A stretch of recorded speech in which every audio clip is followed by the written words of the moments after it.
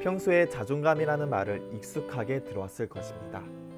오늘은 자존감이라는 것이 무엇이고 낮은 특징과 높은 특징, 또 교실에서 아이의 자존감을 높이는 방법으론 무엇이 있는지 알아보도록 하겠습니다.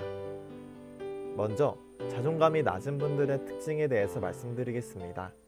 첫 번째로 지나가는 사람들마저 나를 욕하는 건 아닌지 눈치를 자꾸 보게 된 적이 있으신가요? 일반 사람들은 생각보다 다른 사람들에게 관심이 많이 없다고 합니다.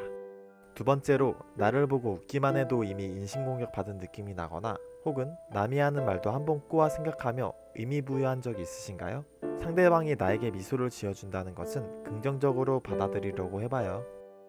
세 번째로 상대와 대화를 할 때 잠깐 눈이라도 마주치면 하고 있던 말도 더듬게 된 적이 있으신가요? 상대방과의 아이 컨택은 서로의 관계에 대해서 더욱 신뢰감을 상승시킬 수 있으니 처음엔 어렵다면 코끝을 보려고 해보세요.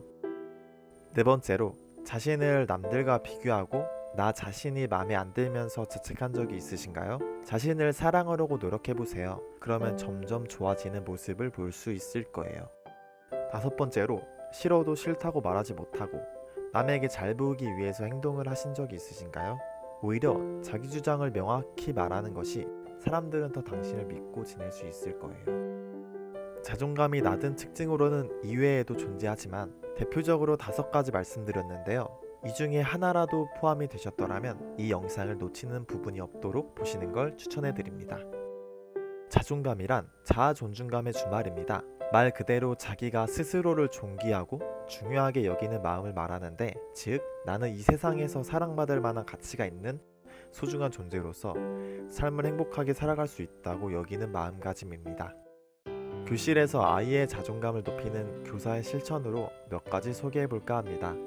교사가 보기에는 대수롭지 않은 일이 아이에게는 커다란 상처가 되고 슬픔이나 분노, 두려움 같은 부정적인 감정을 유발하기도 합니다. 교사는 아이의 생각이나 말을 잘 듣고 일단 위로해주고 다독여야 합니다. 즉, 아이의 말을 통해 아이의 마음을 잘 읽어야 합니다. 교사에게 칭찬받은 아이는 다른 사람에게 인정받았다고 생각해서 기뻐하고, 그런 기쁨을 맛본 아이는 다음에도 칭찬받을 수 있는 행동을 하려고 합니다. 이런 일이 반복된 아이들은 몸에 밴 습관처럼 선행하고 그것을 당연한 일처럼 생각하게 됩니다. 놀이는 어른아이 할 것 없이 모든 인간에게 삶의 활력소가 되는 에너지를 만들어냅니다. 나이와 학년에 상관없이 선행학습을 강요하다 보니 아이들은 일찍부터 스트레스를 받습니다. 그런 아이들이 자신의 정서 세계를 탐색하고 표현하고 스트레스를 풀 수 있는 것이 바로 놀이이며 치료입니다. 위와 같이 실천해 주셨다면 분명 아이들에게 큰 힘이 될 것이고 높은 자존감을 가진 아이들이 거듭날 것입니다. 교사분들 뿐만 아니라 아이의 말과 행동에 대해서 어른이 잘하고 있다, 맞다, 괜찮다 등의 말과 함께 아이를 인정하거나 아이에게 관심을 주는 행동을 보이는 것과 같이 긍정적인 반응을 보여주신다면 아이의 자존감은 올라갈 것입니다. 또 가정에서 아이의 자존감을 높여주는 방법으로는 아이가 사랑받고 있음을 인지하도록 도와주시거나 구체적으로 칭찬을 해주시거나 스스로 감정을 표현할 수 있도록 도와주시는 것도 아이에게 큰 도움이 될 수도 있다는 점 알아두시면 좋을 것 같습니다. 다음으론 자존감을 높이는 방법으로 몇 가지 소개해드리며 영상을 마치겠습니다. 그것이 긍정적인 부분이든 부정적인 점이든 상관없이 나는 이렇다 라는 것을 받아들여 보세요. 각자 자신만의 매력을 가지고 있다는 걸 알아두세요.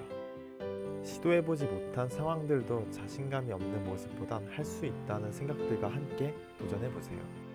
이렇게 자존감에 대해서 자세히 알아보았는데요. 세상에서 가장 사랑해야 하는 것은 바로 나 자신이에요. 이 영상을 통해 자기에 대해서 더욱 알아가는 시간이 되었으면 좋겠습니다.